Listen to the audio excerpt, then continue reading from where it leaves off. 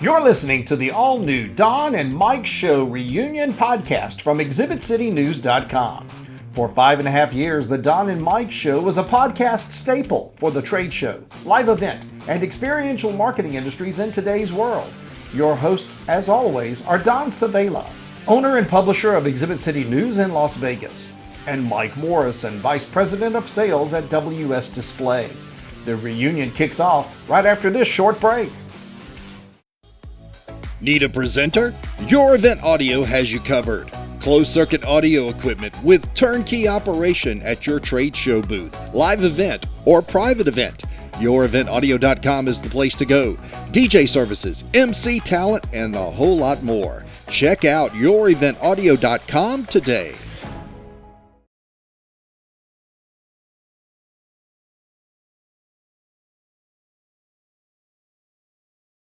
What's happening, everybody? Mike Morrison, Vice President of Sales at WS Display and co-host of the Don and Mike Show reunion podcast. It's a little earlier in the week for this October 11th show. As we mentioned on an earlier show back when I was in Las Vegas, for the remainder of the year, for the 2 shows per month, we would do one show between Don and I for current occurrences, happenings, what's going on from Exhibit City News, as well as within the industry of trade shows, live events, and experiential marketing, like we always do. But the rest of the month, or the other show for that month rather, would be a throwback show, a look back at one of our favorite shows that we did as part of the reunion. We go back to May of 2019. Some of you may remember this not by the date, but certainly by the occurrence. This was the show that we buried the Don and Mike Show jingles. It was a bit of a controversy at the time. Hindsight's always 20/20. And sometimes you do something that you wish you never did. And this was one of those situations. But the way it was handled, not very professionally on the other party's side. So we kind of lowered ourselves to that other standard. It was a joke at the time, still kind of funny as I look back on it. But also part of that show that was a higher standard for the show was a great interview with Glenn Deal, the owner of Genesis Exhibits Displays up in the New York, Manhattan area. So we throw back to May of 2019 for the Don and Mike Show as part of the reunion. I hope you enjoyed the throwback. You're listening to the Don and Mike Show. Don Savela, owner and publisher of Exhibit City News and ExhibitCityNews.com, and Mike Morrison, National Sales Director for WS Display. The Don and Mike Show, a weekly podcast focused on trade shows, events, and experiential marketing industries in today's world. And now, just outside of Atlanta, Georgia from our studios, here's Don and Mike.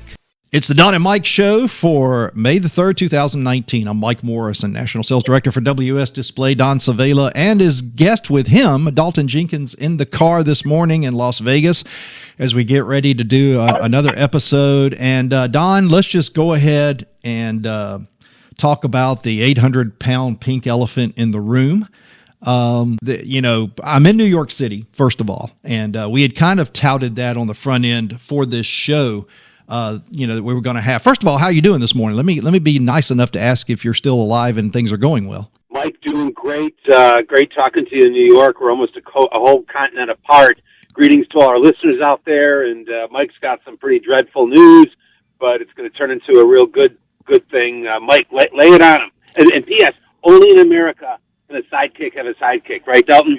Happy to be here. Mike, go ahead with the news. That's right. Dalton Jenkins in the show this morning as well. So let's talk about what happened yesterday. As many of you listeners know, we've been doing Don and Mike since July of 2017. I never knew before I named the show the Don and Mike Show about a syndicated show that's also called the Don and Mike Show that was between 1986 and 2008. Did not know about it because the markets that I lived in did not have those shows or those people, those guys. Don Geronimo, Mike O'Meara. As a matter of fact, on other shows previously, I explained that to a lot of our listeners. I just found this out, that there was this show back in the day, but it came to a close in 2008. Now, both guys have moved on, and one is in one market with a podcast, another is in another with his podcast, and as we all know, everybody has a podcast.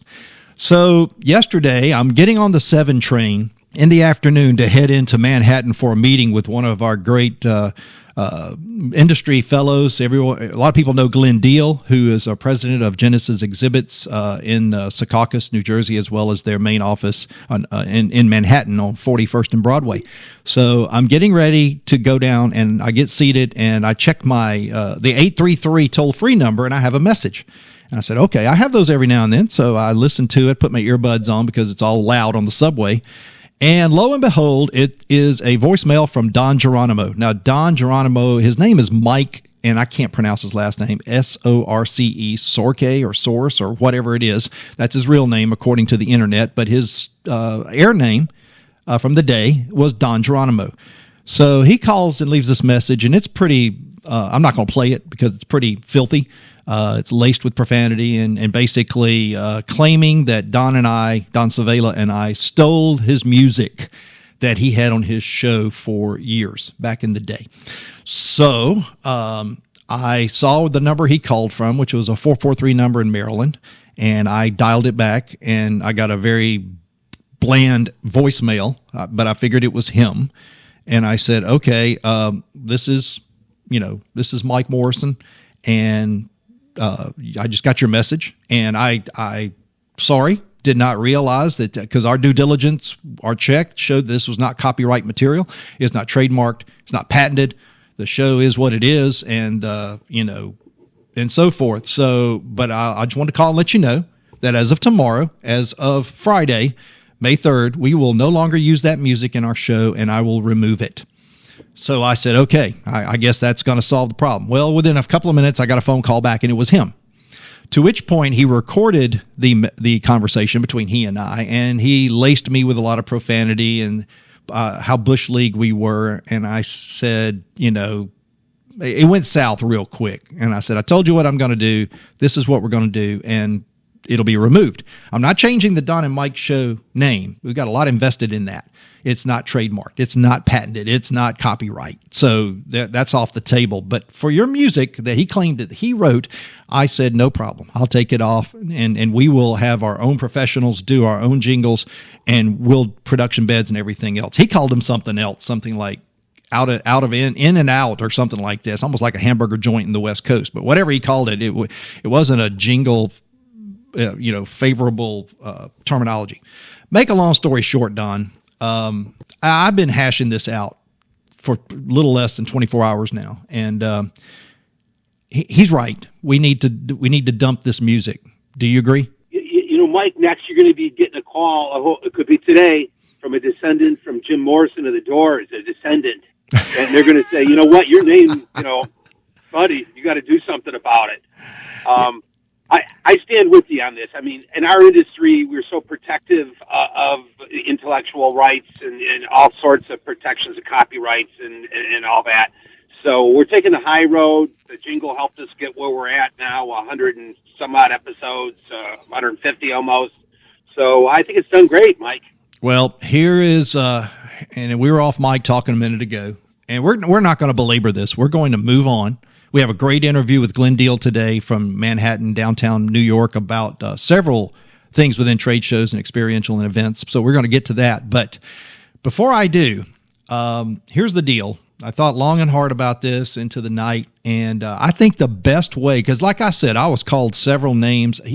I will say one more thing. He's gone out on his show and had people send me dirty messages and all this kind of stuff about what we quote unquote did or who we offended and did all that. So here's how I'm going to handle it. I'm going to bury those jingles, those production sweepers, those beds, those recordings from the original Don and Mike show. We're going to have a funeral service, Don, and basically we're going to have it right now. So we'd like to take this time to share with you today's service, which is a funeral, a burial, if you will, of the Don and Mike Show jingles, production beds, radio sweepers that we thought we were using really in good taste to help promote a show that virtually died and did die, not virtually, but it did die in 2008. Their last show was at that time, but apparently there's a little bit of hard feelings from one Don Geronimo, who basically called me yesterday while I was here in New York and expressed his displeasement. Is that such a word? His displeasure is what I'm trying to say. You're right, Don. My show does suck because I can't talk.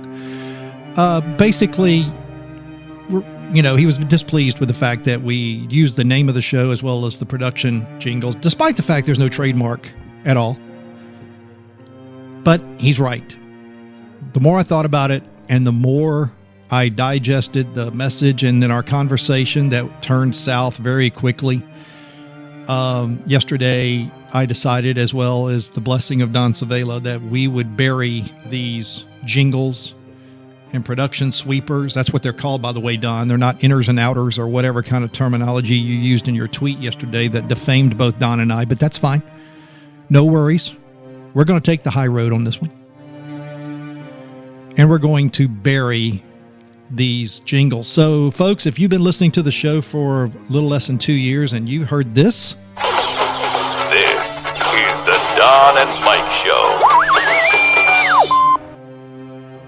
Or you heard maybe one of these jingles coming out of a break. This is the Don and Mike Show.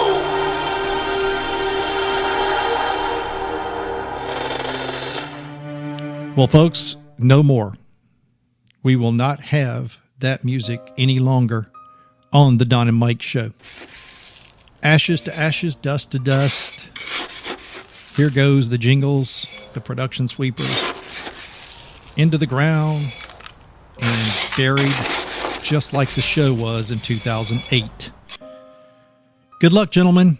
I know you got great podcasts. You've got a tremendous following, I know, because they're the lowest common denominator of listener out there. They spent their time texting me yesterday and defaming me on social media and all of that good stuff. And you know what? That's fine.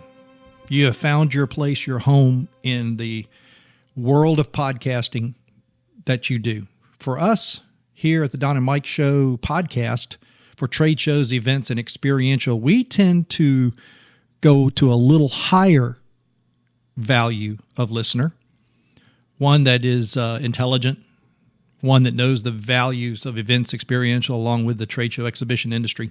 And gentlemen, consider yourself taken care of. We have dismissed and buried those jingles forever. You will never hear them again on the Don and Mike Show. Hope you have a great, great life and good luck. So as you can see, it is totally buried, Don. It is gone away forever, and we will move on. Moving on. Yep. And so that's what we're going to do. We've already been in contact with people to start recording our new jingles and our new stuff. So watch out for that in the upcoming shows. The Don and Mike Show will continue after this short break with an interview with Glenn Deal. I think you'll like it. Stay tuned. If you have a trade show presenter area in your next event, why not lose the microphone and loudspeaker and use closed circuit audio from YourEventAudio.com? Attendees can sit and wear an over-the-ear headset, allowing them to hear the speaker without noise interference, also keeping very important information in the ears of the people that need to hear the information most. This is just one of the many uses for YourEventAudio.com. And now it is time to take advantage of sponsorship for the Don and Mike Show. What do you receive for the affordable price? Check this out. You receive audio advertising in the Don and Mike Show, which is heard all over the world. You also receive print advertising in every Exhibit City News publication. And on top of that, you will receive high-impact advertising on ExhibitCityNews.com. It is affordable, far-reaching, and gets you involved in the most highly-listened-to podcast in the trade show, event, and experiential industries today. Contact Exhibit City News for more details on this offer. Limited space available, so contact Exhibit City News today. We're back with the Don and Mike Show. Don Savela, publisher of Exhibit City News, Mike Morrison from WS Display, and we're here to break down information and news on trade shows, events, and experiential marketing. And now, here are Don and Mike.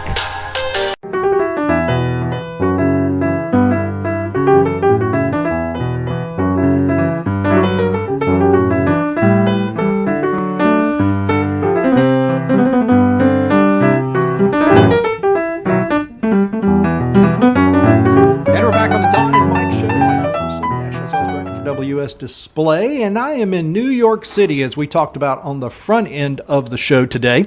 And I am in the conference room of the company Genesis Exhibits.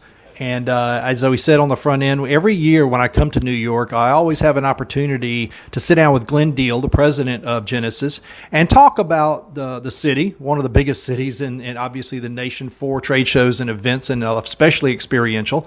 So I appreciate him giving me the time today to talk. And Glenn, as always, we thank you for taking time out of your busy schedule to talk with us on the Don and Mike Show. Hey, my pleasure, Mike. You're always welcome. Look forward to your visit whenever you come by. And, the hospitality here is huge, whether it's over in Secaucus at the main location. This is my first time here at Broadway and 41st. And I've been at that area before, but usually it's in shorts, T-shirt, and with ultimate mayhem going around, just the busyness and bustleness of the Times Square area and Broadway and 41st, 42nd. But to have an office here, I'm sure that's kind of a challenge in some cases, would it not be? Yeah, it's where you need to be. It's where the customers are and where they want to meet us. Easy to get here and in the middle of all the action. Yeah, I took the 7 train from all the way out in Flushing, Queens area got here in record time. I don't know if that's an everyday affair, considering the transportation, but easy ride in and walked right in. Got great security here. They check you in, and a lot of communication between obviously your front desk reception and here so that no stragglers get to walk up here. And so there's a good safety aspect to it. And like you said, just being here in the heart of the Big Apple and doing that type of business. Tell us what's new. First of all, from a Genesis exhibit side. Sure. Well, we just celebrated our 1-year anniversary of our rebrand and our relaunch, and it's been just a great year. A great year of expanding the business, expanding our breadth of providers, and great vendor partners. We've had opportunity to reach into some new opportunities that maybe we hadn't been able to pursue before, and it's been just a great year. We're treated well by everybody that comes to see us, like you, and it's bringing us the best and brightest new products that are out there in the marketplace. You were somewhat restrictive in a previous business life, we'll say, in a company where you sold a certain licensed product, to now being able to see more, as you said, different providers of various products. It could be a gamble in some people's case, kind of starting all over. But I guess for you guys, it's been nothing but upward and onward. Well, yeah, now we're able to sit with a client and with a blank sheet of paper say, tell us what you need, and we'll find it. And we'll still deliver the same great service and design, all the other things that everybody needs to provide. But now we can reach to the best product solution that's out there and bring that to the client and keep them happy. Now, it is New York City, so obviously things change on a minute-by-minute basis here. One of the biggest areas of interest from our industry standpoint is obviously Javits. It is the convention center that everybody knows in the New York area. And lately we've been talking about a trend that's been going on with the major convention centers, whether it's Atlanta, whether it's Las Vegas Convention, or whether it's Javits, or even Cobo in Detroit recently we talked about. And that's been the attention to the LEED certification / green movement / just being able to be more reusable and better stewards with the money that's going into the convention centers. As we know, it's a very costly industry to be in, and you got to do the best things to make it the best that it can be. What have you seen locally, since I'm sure you spent a good deal of time in Javits, that comes to mind? Well, again, the investment in just the expansion to begin with. I mean, they're adding 1 million square feet, to the footprint, which is really needed because for years Javits was the 26th largest facility in North America. Well, how can that be in one of the biggest cities? So the expansion was real needed. And the fact that they went about it by being sustainable, by looking for the LEED products and design. We're happy to see that, of course, that was part of the charter, to take it in that direction. they're also improving the mass transit to get to that side of town, and that has always been one of the biggest impediments to doing anything at Javits. Everybody wants to come to New York, stay in Midtown, eat at the restaurants, go to the shows, do whatever, but then, oh my God, I got to get to 11th Avenue. How am I going to get there? And they're finally putting the subways in and improving that transportation. That's going to be a big, big help. Stop it for a second because maybe I did, but I want to make sure that I've muted my ringer. And it looks like I did. Okay, we'll pick back up in 3, 2, 1. Yeah, I could see that being a huge detriment if you can't get good transportation into a certain area and also take advantage of those things. In Vegas, it's probably a little easier. They've invested multi-millions into that new tram that's there now. Now they're doing an underground type of transportation thing from Elon Musk, from what I understand, from all over the place. So yeah, that will probably always be in this type of an environment a challenge to undertake. But New York is New York, and it is what it is. What about last year? We spent some time on the subject of experiential within the shows, and I'm sure in this market specifically, with the impact of events and the just the creative aspect of the dominance of what you get out of New York anyway, I'm sure that there's probably some new things that you've seen to lend itself to even bigger and better experiential. Sure. Well, it's the buzzword that anybody in marketing is latching onto now. Now it's a question of can you make it truly interactive and experiential for every attendee that's there. So in a market like this, on the B2C world, it's done on the grand scale. So, huge monitors, huge screens, big venues, etc. But what we see is the advent, the maturation of things like AR and VR and other things that are bringing it down to the individual experience. And the rate of change and development on that end of the technology is just incredible.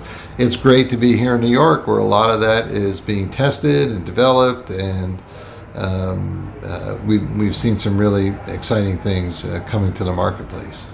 Yeah, I would imagine New York is right there with Los Angeles and Hollywood and some of those areas that are very strong in that regard. New York is just usually at the top of the list in that.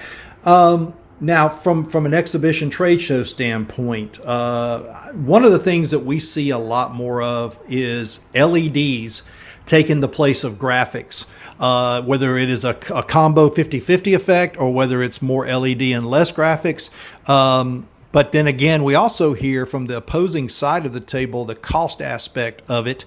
And have you been challenged with that? Have you seen the trend going in that direction? And if so, which direction is it more? Is it more LED or is there still a contingency of graphics are fine?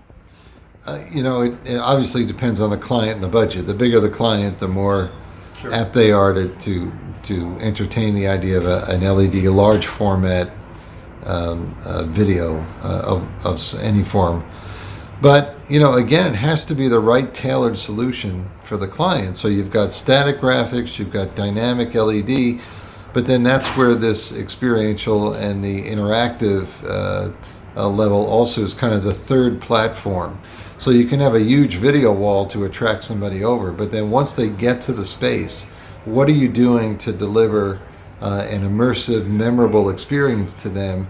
And that's where some of these other new technologies come in that aren't dependent on, let's say, the cost of the LED wall. You can do some really inexpensive, fun, interactive things that makes you stand out on the trade show floor. I've shied away from this question for a lot of people that I interview within the industry, and it just came to mind because I'm imagining when you come to New York, there is a cost factor involved. Whether it's the exponential hotel stay, the meals, just everything in New York has a premium price on it because you're getting a premium experience. I'll give you that. However, there seems to be, and for my 20 years that I've been in this industry, and I was one of them before I came in the industry as an exhibitor, a trend where the end user, and I'm going to pick on the end user for just a little bit, your client, per se. I'm the wholesaler selling to clients like you, and then you're selling it to the end user who's putting their exhibition and exhibit in the booth. There seems to be what I call a little bit of a disrespect to what it all costs and takes in order to get the show results that you want. And that was a trend for a lot of my early years. You got to be the price was the most important thing, as opposed to the quality, as opposed to the turnaround time. In that order, it seemed. Are we still seeing that today in general terms of the majority, or has there been more of an attention shift to maybe a better quality product and be willing to pay that extra price for it? I don't think it's about the product. I mean, I think you're asking the right question. I think it's about the measurement of the results that you're getting at the show, and whether or not, whether you're spending. I had a client ask me recently, are you the most expensive? You're the least expensive? Where do you fit in there? And my answer was, what I can tell you is that every one of our clients that work with us and stay with us feel that they're getting full value for every dollar that they spend, no matter what they spend. And that's where it's incumbent upon us as suppliers in the industry to make sure that our end user feels that whatever they invest to do their face-to-face marketing, that they can show some measurable return on that, and a repeatable metric that they can use when they go from show to show or event to event. If we can start to deliver that to people, we're going to retain them for more than offering the cheapest price. Because I'm not going to be the cheapest price, because I'm a value-added provider for our customers. And that's where we want to position ourselves, and that's why our customers stay with us, because we're bringing them innovation. We're willing to stake our reputations and say, whatever you spend with us, you're going to feel good about it, because we're going to make sure that it's as efficient, as effective as possible, and you're going to be able to measure your return on it.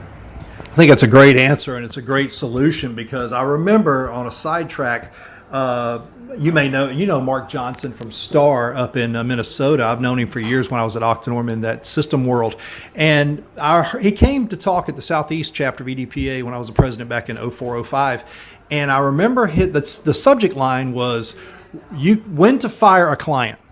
And I wrote him an email and I said, you never fire a client. You never fire a client. I said that back to Mark, and he said, you are so ignorant, Mike, in a polite way, in a Jesus loves you kind of way, that, your poor little soul. Sometimes it's beneficial to walk away from business if it doesn't make a marital match, if for lack of better words. It's got to be a fit.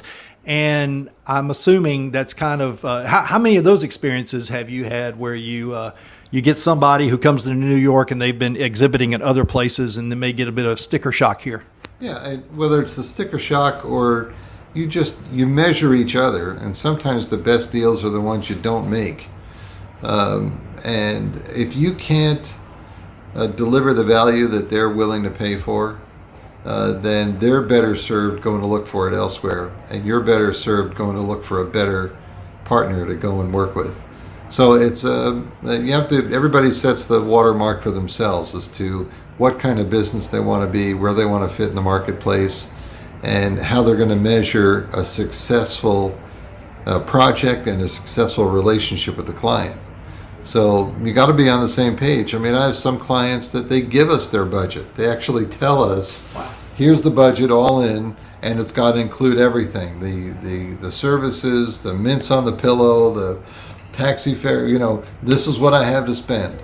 And our goal is to go in there and beat the budget.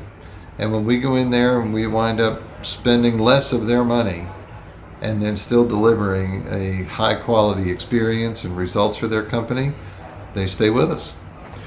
We're in Manhattan, if you will. We're on 41st and Broadway with Glenn Deal, who's the president of Genesis Exhibits. And we're having our yearly discussion about New York, about what's going on here. Do a little bit of a shift, and let's talk about your analysis for the future. New York is a trend-setting city in just about every aspect, no matter entertainment, food, or whatever category you want to look at. So everybody looks to New York for what's coming next. I'm sure you may have seen a bit of a trend developing in some aspects, whether it applies to trade show events or experiential. What is your take on that?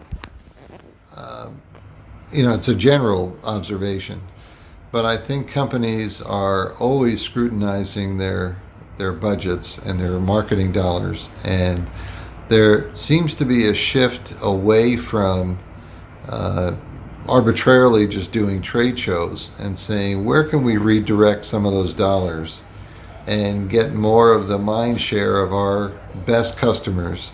Can we create other venues, user conferences, mobile tours, private events in one form or another? Or are there other, not so much trade shows, but other existing events that we can associate ourselves with, or other environments that we can put ourselves in and reach our target client even better? There are some B2C that are doing mall tours. They're going into shopping malls because they want to either do test marketing or get their product on a limited basis right in front of the consumer for a brief period of time. Could be a week, 2 weeks, a month at a time, renting some space in a mall. That's a different approach than maybe what they've taken in the past of just, say, knee-jerk going to a trade show to do something, to try and get that feedback. You might be seeing a little bit of the old pitch marketing, sales marketing, one-on-one or one-on-many that takes place in the retail environment. Some of the funds may be shifted away from the trade show or the big floor sale to that. Yeah, it's like guerrilla marketing. One of my sons had a job for a while where they gave him consumer products, and he literally was walking around the parking lots of shopping malls trying to get people to buy these sample bags at a discounted price. So he'd have $40 worth of makeup in a bag and say, I can give you this bag for $10 and there's a coupon in there to go out and if you like the product, you can take it and go redeem it inside. So real guerrilla marketing.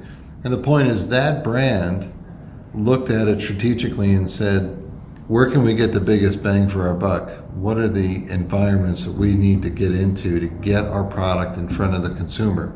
Now that is tough selling and guerrilla marketing, and he lasted a few months and then decided to go back to being a personal trainer. But my general point is that I think every company, be it B2B or B2C, is just rethinking where they can get the greatest value for the dollar that they're spending, and they're no longer just doing things out of habit. They're being much more strategic and analytical about it. Well, I remember, and you're right, I'm glad you differentiated between B2B and B2C, because the B2B would be a tremendous challenge going down that road, trying to see, because you got to get each individual company's attention, or at least the person that makes that decision. And trade show has always been that seemingly go-to for that, unless it's some kind of industry publication of advertisement or the private event. We used to do one, and they still do it. The manufacturers do the training where they actually bring them in, fly them in, put them in a hotel, and spend 2-3 days training them on that particular product, which was always a great investment, but it was a heavy investment. And then past that, I remember back when it was virtual trade shows, that was the big talk, probably around 2009, 10, 11. That didn't seem to take off. But then again, it's funny how we speed up almost 10 years later, and we're seeing so much webinar, so much in the internet realm and virtual from that aspect being a reach into marketing a product or service.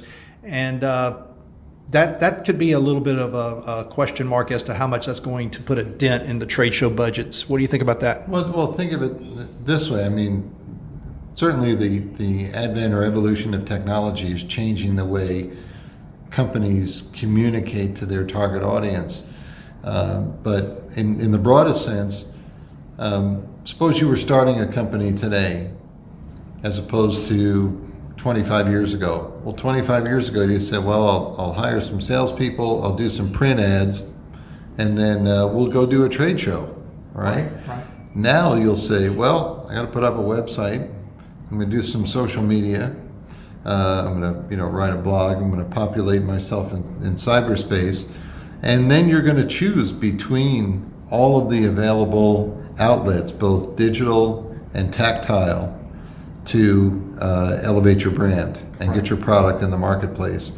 So whereas trade shows might have been 3 or 4 on the list 25 years ago, it might be for that client 8 or 9 or 10 on the list, and they're doing other things. 4 or 5 or 6 on that list may be another face-to-face environment that may not be a trade show. And that's where we, as experiential marketers and deliverers of experiential marketing services and products, we have to rethink what we're providing to our clients and alter our offerings to respond to really what the market is looking for. Which is really a part of qualification. You got to get in with that client and pick their brain as to what their goals are, what their end result is. Obviously, the end result's making more sales, pushing the service or the product, but what kind of customer they're looking for. And that kind of carries me into the millennial world. Gen Z and millennials are kind of the forefront of a lot of discussion about how trade shows and events are changing. And especially here in this market, where there's so much forward thinking in that realm, do you see the impact happening really just kind of as a result of the mindset difference in millennials and Gen Zs? Well, yeah, I think now you're getting into the psychographics of how people learn and experience things.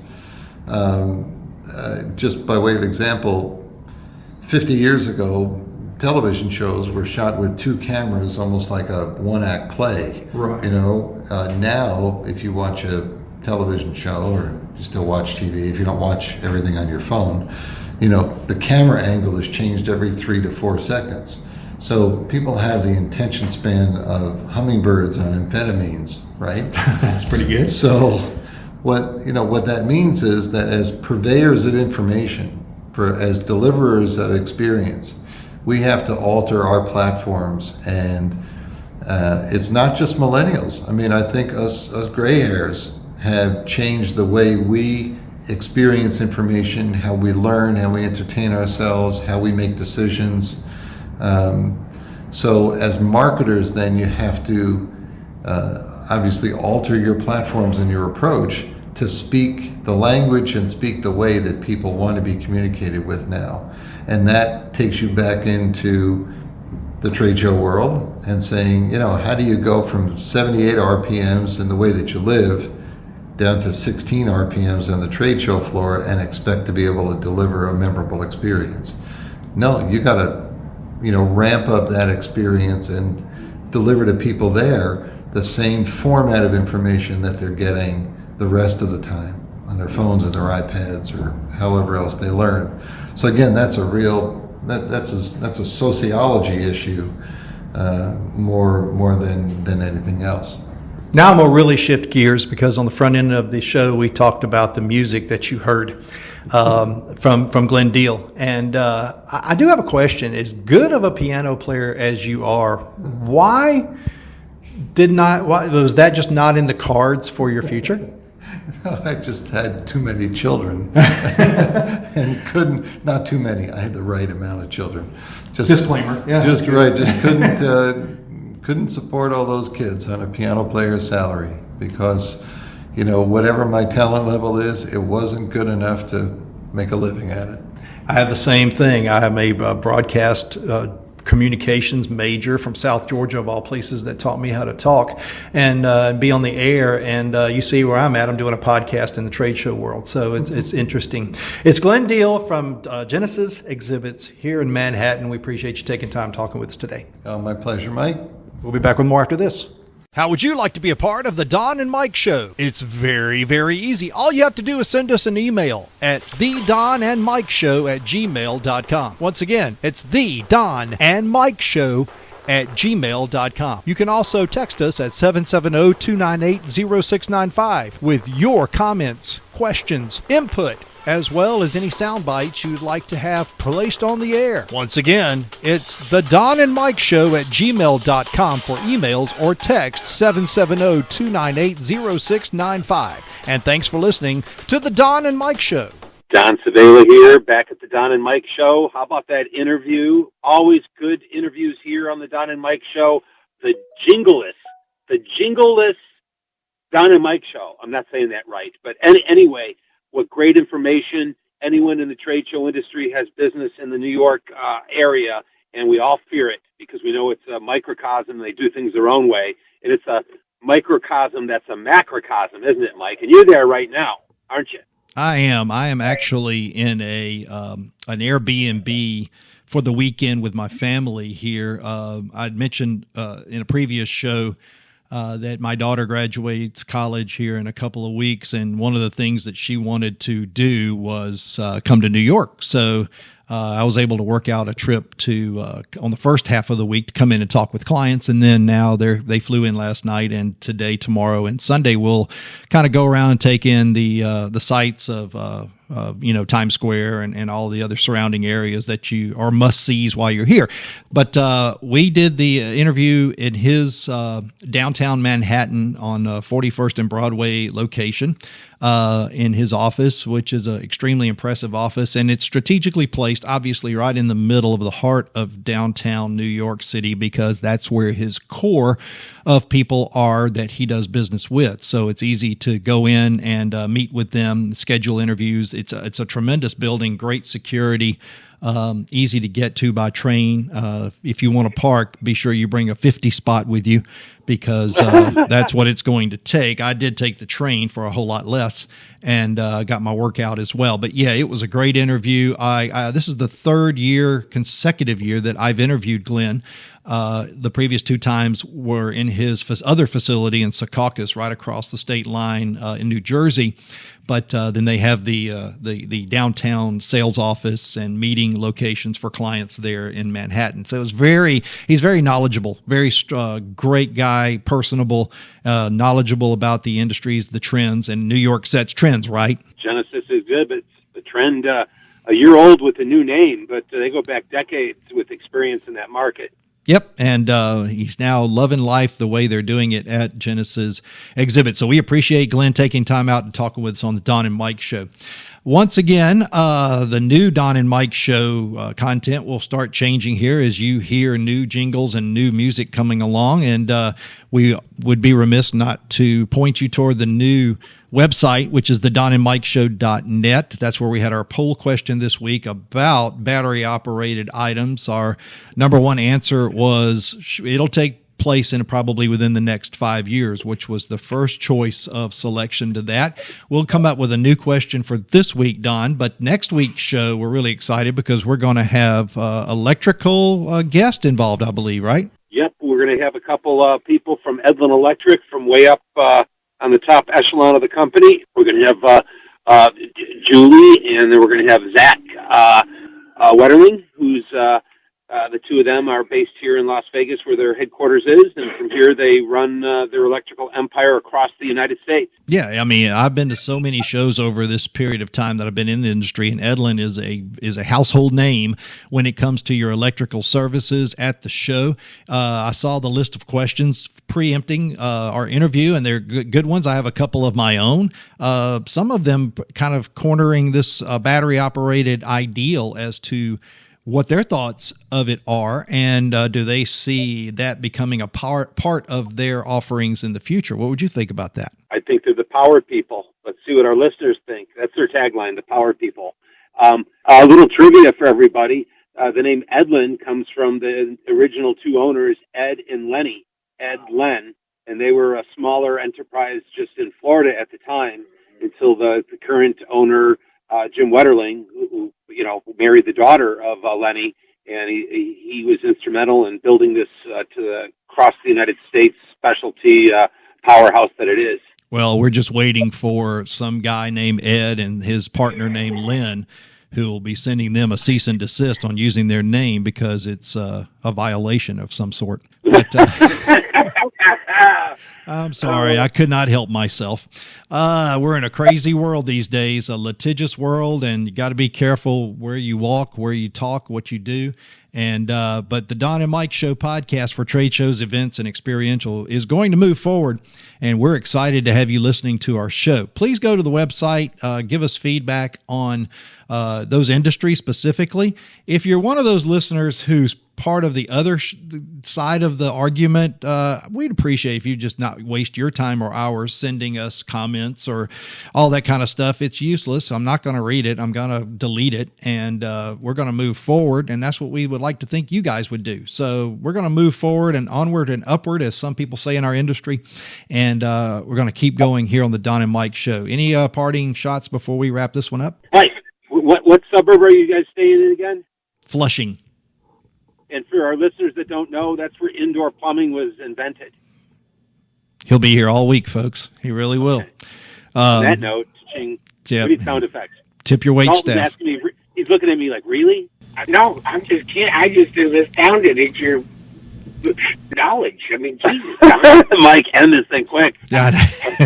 Let's wrap it up for May 3rd, 2019. For Don Savela at Exhibit City News and ExhibitCityNews.com, I'm Mike Morrison, National Sales Director for WS Display. And as always, we thank you for listening to the Don and Mike Show.